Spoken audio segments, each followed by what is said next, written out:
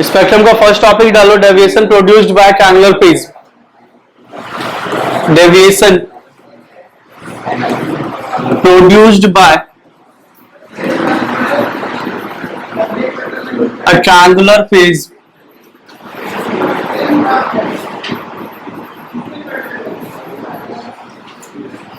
अच्छा, ये ऑलरेडी हम लोग देख चुके हैं, deviation produced by triangular prism. चलो एक बार फिर से हम लोग देख लेते हैं, आप लोगों का रिकॉल हो जाएगा।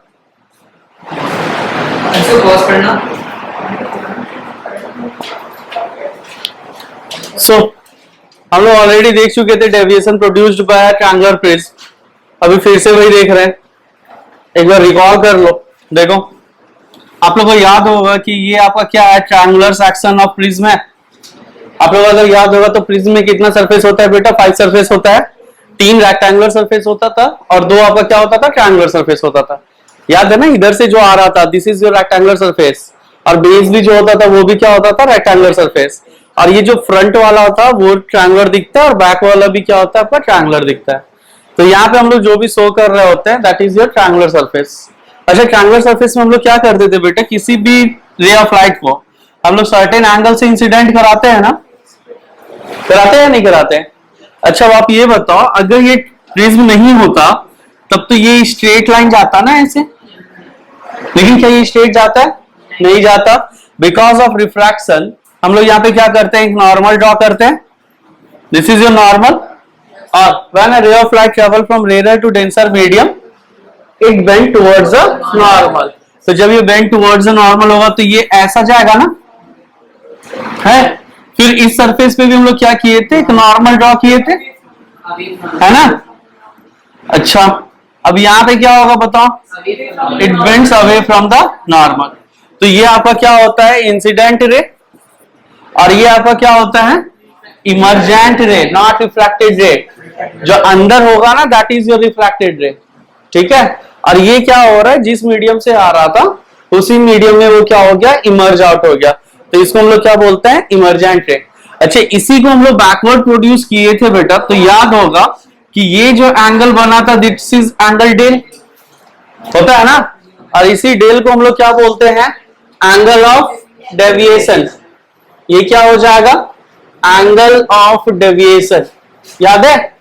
अच्छा, फर्स्ट डेविएशन कहां पे हुआ था? This is your first deviation del 1 and this is your second deviation del 2, याद होगा। और ये आपका क्या होता है? Angle of prism which is equal to A, याद है? yes. नहीं सर, आप क्या क्या बता रहे हैं, हम लोग को याद नहीं, हम लोग इतना पढ़े लिखे नहीं।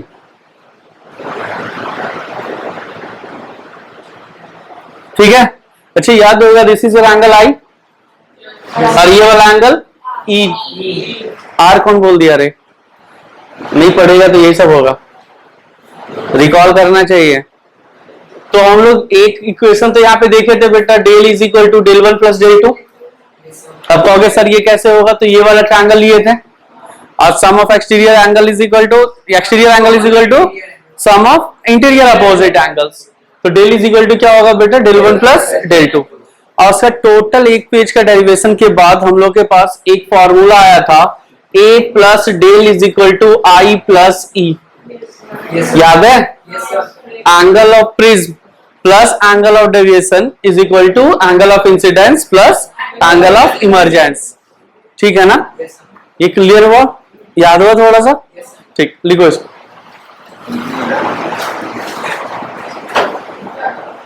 ये फर्स्ट पेज आपका वही समझाया गया है।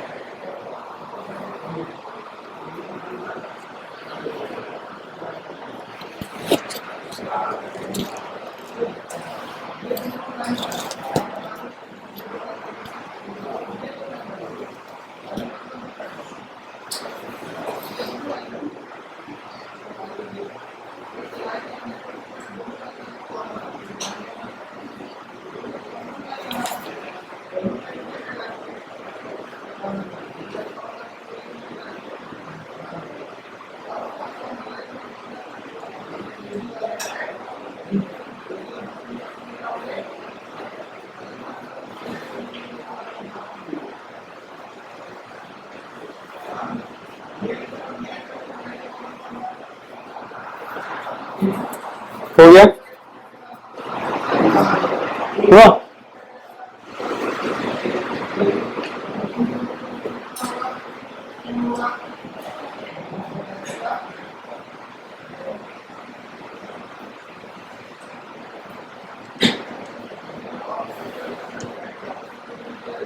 लियो, the total angle of deviation del, the total angle of deviation del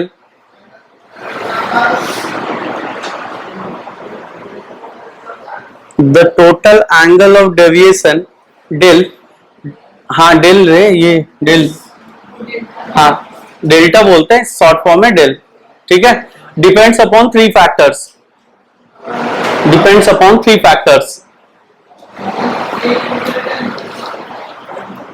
Firstly go the angle of incidence at the first surface, the angle of incidence at the first surface,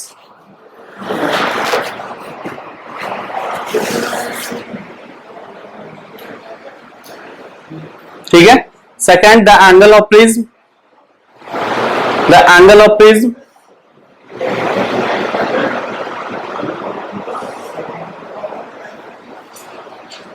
thirdly go the refractive index of the material of the prism, the refractive index of the material of the prism.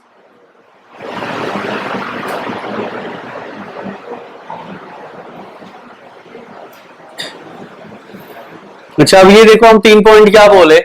First point हम क्या बोले थे, यहां पे देखो first point हम क्या बोले, एंगल आई पे डिपेंड कर रहा है, the angle of incidence at the first surface. Second हम क्या बोले, it depends upon angle of prism that is a.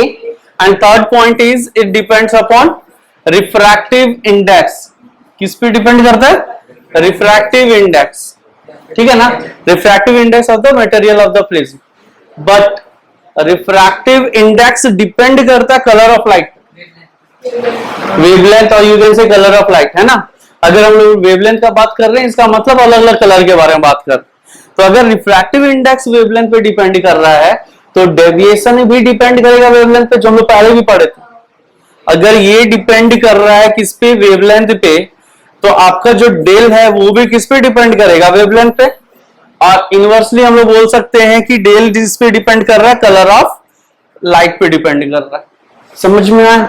तो डायरेक्टली हम नहीं बोले कलर ऑफ लाइट. क्यों हंस रही है, क्या ये कपिल शर्मा शो चल रहा है? नहीं चल रहा है ना.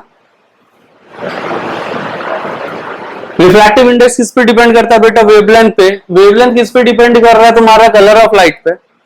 तो सिंपली है कि हम लोग डेल भी क्या बोल सकते हैं, डिपेंड करता है कलर ऑफ लाइट पे. नीचे इसी में लिखो, since the refractive index, since the refractive index depends on the color of light, color bracket में वेवलेंथ डाल देना. since the refractive index depends on the color or wavelength of light, so the angle of deviation,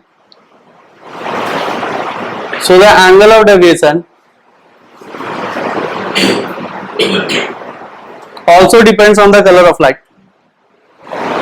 also depend on the color of incident light.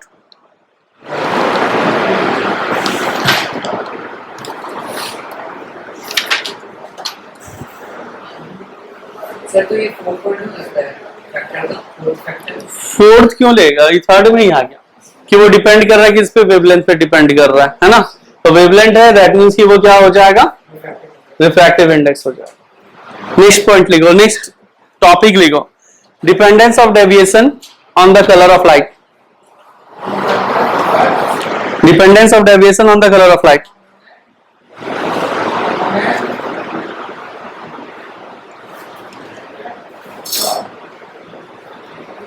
क्या आया भाई, sir display ऊपर,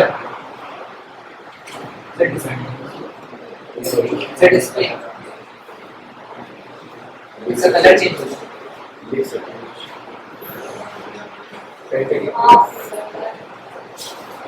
हाँ बस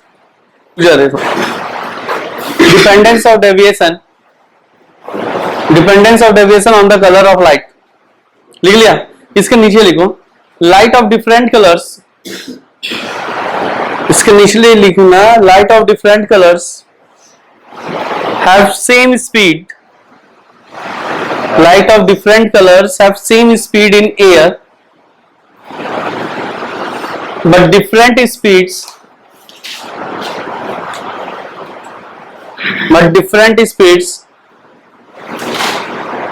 in a medium other than the air, in a medium other than air।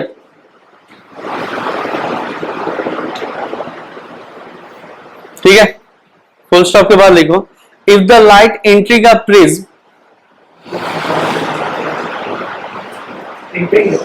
entering a prism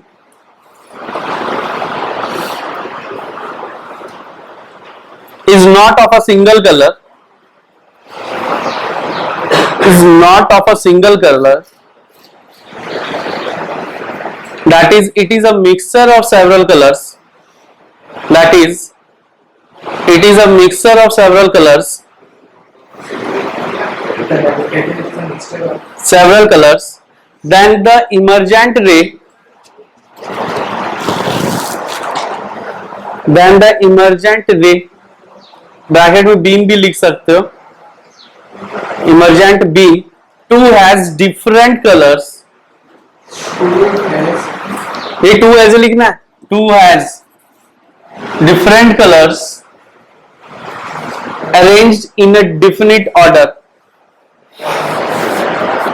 arranged in a definite order। ठीक है, नीचे लिखो it is so because, it is so because the speed of light in a transparent medium, the speed of light in a transparent medium decreases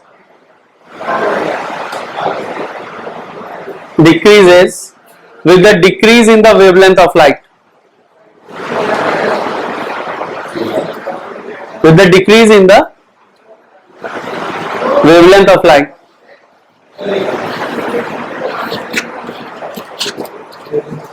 ठीक है, एक minute relax कर लो, सारा point important है, मतलब डेविएशन डिस्पर्सन यही point से खत्म होगा। ठीक है, इस 3-4 पॉइंट को जो हम लिखा है उसको पढ़ो। पहला चीज क्या बोल रहा है बेटा कि लाइट का जो स्पीड होता है वो एयर में सेम होता है, ठीक है, बट किसी दूसरे मीडियम में उसका क्या हो जाएगा, स्पीड डिफरेंट हो जाएगा। उसके बाद क्या बोला कि जो हमारा प्रिज्म में लाइट इंटर करता है, जो हमारा व्हाइट लाइट होता है ना बेटा, वो क्या होता है, वो सेवरल कलर का मिक्सर होता है ना, मिक्सर ऑफ सेवरल कलर्स होता है।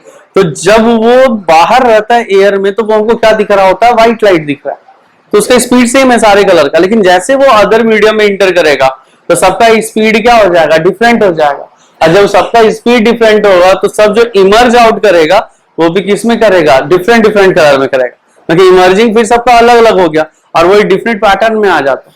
ठीक है, उसके बाद हम लोग क्या लिखे, it is so because the speed of light क्या है, in a transparent medium decreases with the decrease in the wavelength of light. उसके अब नीचे लिखो,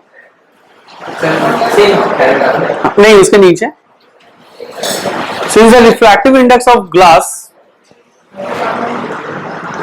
since the refractive index of glass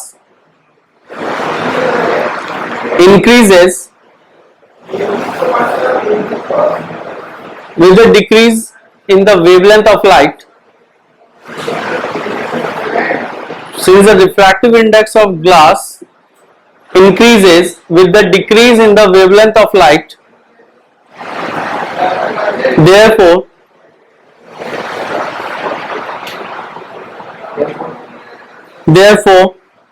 the deviation caused by a prism, therefore the deviation caused by a prism also increases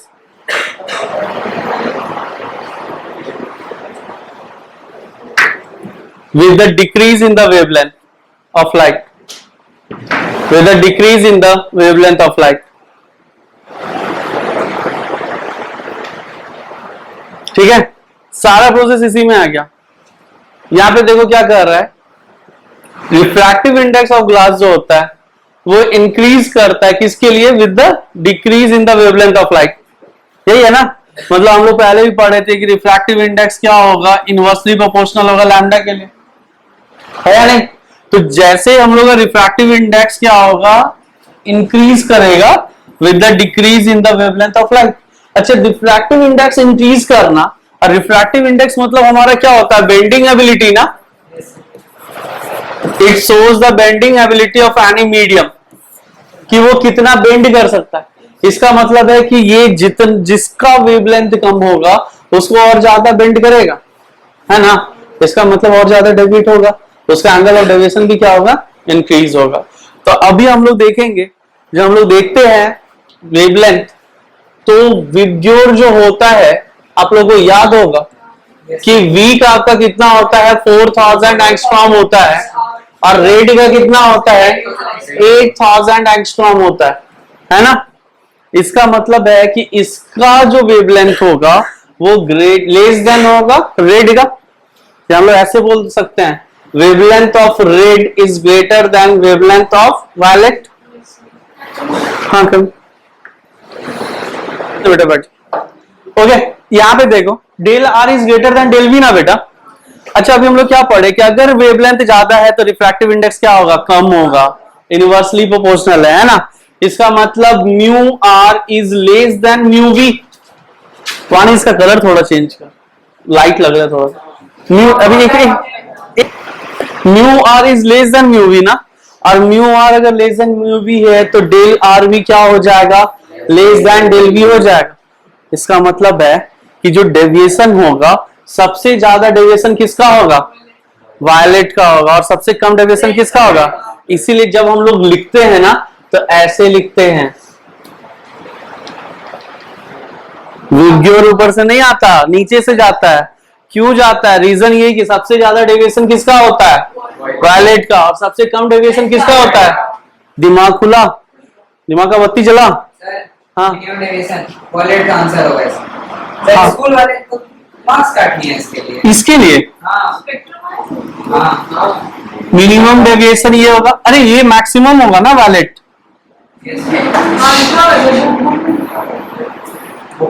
question दिखा देना उसका violet.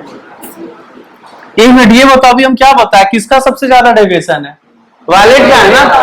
तो violet आपको maximum deviate करेगा बेटा, मैक्सिमम डेविएशन। अभी हम यही दिखाया ना पूरा टोटल निकाल करके, आप एक बार चेक कर लेना, ऐसे हम आपका कॉपी देखेंगे। और रेड का क्या होगा बेटा, समझ में आ गया, चलो छापो जल्दी। मैथमेटिकली जितना ज्यादा समझोगे ना उतना ज्यादा बेटर है, रटने से कोई फायदा नहीं। सर क्वेश्चन नंबर 1 का 15 सब पार्ट हमको ये तुम अपना क्वेश्चन का पीडीएफ सेंड कर देना, उसके बाद हम मैच करें। आपके पास तो होगा क्वेश्चन अब आपको दिखना है मेरे एग्जाम के बाद तुम भेजा था क्या हमको, आपको कोई और भेजा आपको दिखाया। अच्छा हाँ हाँ हाँ हाँ, अरे एक है चीटिंग सॉरी तुम लोग के क्लास स्कूल में, ठीक है, तो वही दिया था। किसके क्लास में, तुम्हारे क्लास में चीटिंग, क्लास में भी शांति रहता है क्या, हाँ। उसका भी रिजल्ट बड़ा खराब आया रे।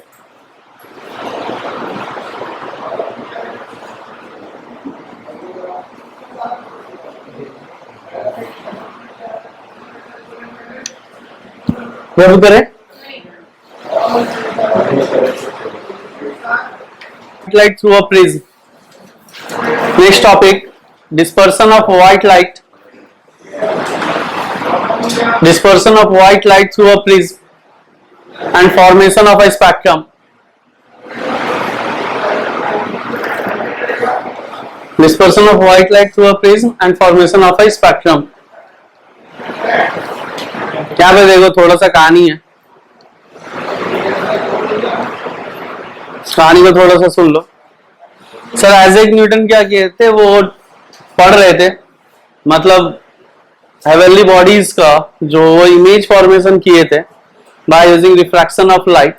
तो अपने लेंस में जब उस इमेज को देख रहे थे हेवनली बॉडीज को, तो उनके एज पे क्या दिखा, जैसे ये आपका एज है ना यहाँ पे, तो यहाँ पे उनको कुछ कलरफुल लाइट दिखा, मतलब इमेज कलर्ड दिखा। तो उनको लगा कि हो सकता है कि लेंस में कुछ प्रॉब्लम है। वो बार बार लेंस बदल करके देखे तो उनको अभी भी यहाँ पे एज पे क्या दिख रहा था, कलर्ड ही दिख रहा था, कलरफुल ही दिख रहा था। तो बाद में जाकर के वो रियलाइज की कि नहीं, यहाँ पे लेंस का प्रॉब्लम नहीं है, यहाँ पे प्रॉब्लम है लाइट का। और लाइट कौन सा लाइट, जो हम लोग को व्हाइट लाइट यूज हो रहा है, क्योंकि हेवनली बॉडीज को देख रहे हैं तो व्हाइट लाइट ही है। तो यहां से वो लेकर के आए कि नहीं, व्हाइट लाइट का अपना एक प्रॉपर्टीज होता है, और उस प्रॉपर्टीज को और वो क्या किए कि एक डार्क रूम लिए, और डार्क रूम में यहाँ पे होल के यहाँ से एयर या जो भी लाइट है इंटर किया, और यहाँ पे ये क्या किए, एक प्रिज्म को रख दिया बिल्कुल ही डार्क रूम में। ठीक है, तो ये देखो पहले के साइंटिस्ट है ना बहुत ज्यादा सोचते थे, तो वो यहाँ पे सोचते सोचते ये दिखा कि नहीं भाई कुछ व्हाइट लाइट में प्रॉब्लम है। फिर उनके दिमाग में स्ट्राइक किया हुआ कि ये ग्लास के साथ कुछ रिएक्ट होता होगा या कुछ होता होगा। तो यहाँ पे डार्क रूम में वो होल करके व्हाइट लाइट को इंटर कराए, यहाँ पे प्रिज्म रखे।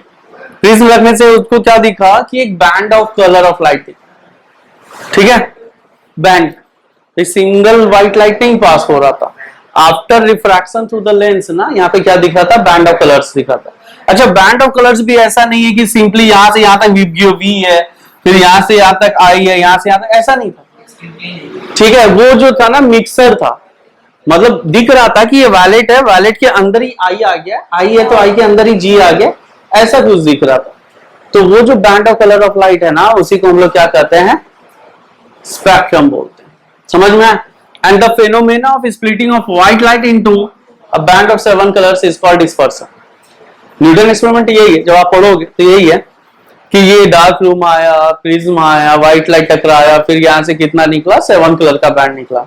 तो ये जो प्रोसेस होता है ना, the phenomena of splitting a white light into a band of 7 colours is called dispersion, and the band of 7 colour is called, band of 7 colour को क्या बोलते हैं हम लोग, क्या बोलते हैं, स्पेक्ट्रम। और फेनोमेना को क्या बोलेंगे, स्पेक्ट्रम। तो चलो देखते हैं। ये मान लो कि कोई व्हाइट लाइट आया, यहां से ये 7 कलर निकलेगा।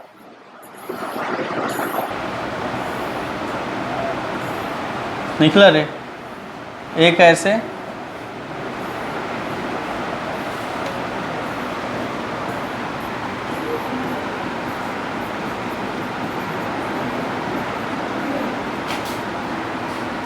इसी को कहते हैं हम लोग स्पेक्ट्रम। और फेनोमेना को हम लोग क्या बोल देते हैं, डिस्पर्सन। खत्म हो गया कहानी, समझ में आया? ठीक, लिखो।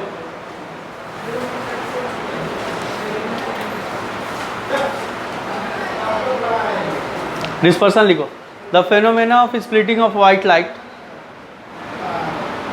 द फेनोमेना, फेनोमेनन, हम फेनोमेना बार बार बोल रहे हैं तो तुम लोग कंफ्यूज मत करो। The phenomenon of splitting of white light by a prism, by a prism into its constituent colors, by a prism into its constituent colors is known as dispersion, is known as dispersion। ठीक है, नीचे लिखो spectrum. On passing white light through a prism, on passing white light through a prism, the band of colors, the band of colors seen on a screen is called the spectrum. The band of colors seen on a screen is called the spectrum। ठीक है, फिर नीचे लिखो arrow दे करके। In the spectrum, in the spectrum, each color is mixed with the other color. Each color is mixed with the other color, that is there is no sharp boundary, there is no sharp boundary line separating the colors.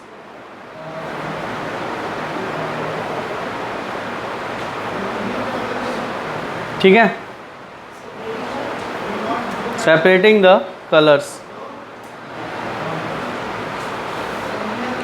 हो गया, कोई दिक्कत है? अब लिखो cause of dispersion of white light. Cause of dispersion of white light.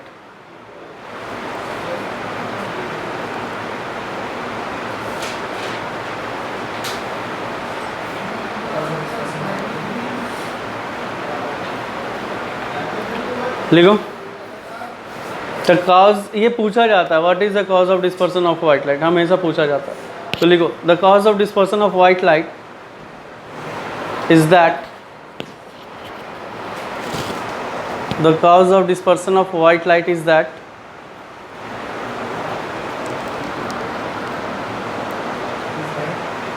light of different wavelength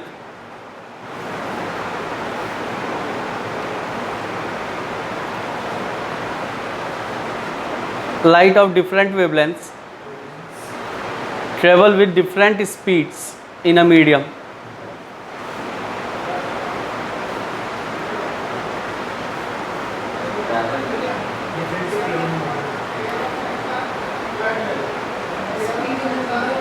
हाँ ठीक है. अच्छा, फर्स्ट सरफेस पे क्या हो रहा है ना, फर्स्ट सरफेस पे क्या हो रहा है कि सारा वाइट लाइट टकराया. अच्छा, सबका अपना अपना भी स्पीड हुआ, तो फर्स्ट सरफेस पे ये डेविएट हुआ. सेकंड सरफेस पे फिर ये टकरा रहा है, फिर डिफरेंट स्पीड से डेविएट हो रहा है, तो सेकंड टाइम डेविएट हुआ. तो ये तुम्हारा टोटल एक्चुअल डिस्पर्सन है. तो इसको लिख लो, when white light enters the first surface of a prism, नीचे लिखना, when white light enters the first surface of a prism, the first surface of a prism,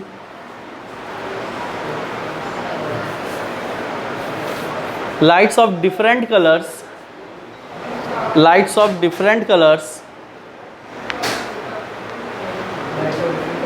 due to their different wavelengths, due to their different speeds,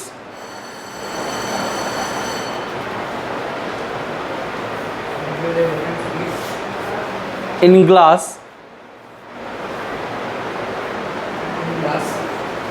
ठीक है, get deviated through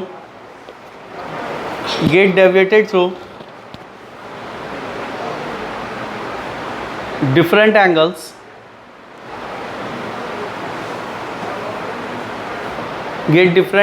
towards the base of the prism.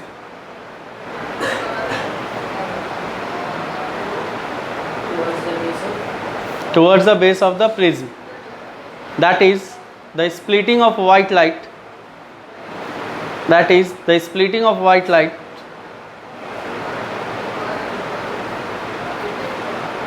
into its constituent colors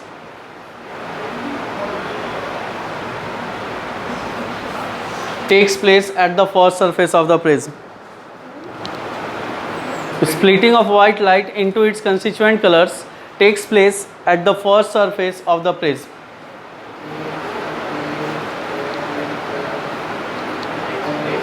first surface of the prism. ठीक है, तो ये जो splitting of white light है ना, ये हो कहाँ रहा है, फर्स्ट सरफेस पे तो हो रहा है ना. तो ये जो डिस्पर्सन अगर हो रहा है, ये एक्चुअली कहाँ पे हो रहा है, तुम्हारा फर्स्ट सरफेस पे ही हो रहा है. क्लियर, रीजन टोटल हो गया. तो आपका ये जो फर्स्ट टॉपिक था ये कंप्लीट है. आपके लिए क्या है ना कि आप आज जो नोट्स बनाए, एक्स्ट्रा पॉइंट जो होगा वो लिखेंगे और कल मुझे कॉपी दिखाएंगे. समझ में आया? हाँ, और परसों तक नहीं, ये काम करना ना, परसों आप लोग अपने क्लास तक ये हमको एक्सरसाइज कंप्लीट करके दिखाना. एक्सरसाइज 6 से, कल नहीं परसों, एक्सरसाइज 6 से होमवर्क, नोट इट डाउन. हाँ, नोट्स ऑलरेडी लिखा चुके हैं, जो थोड़ा बहुत पॉइंट होगा उसको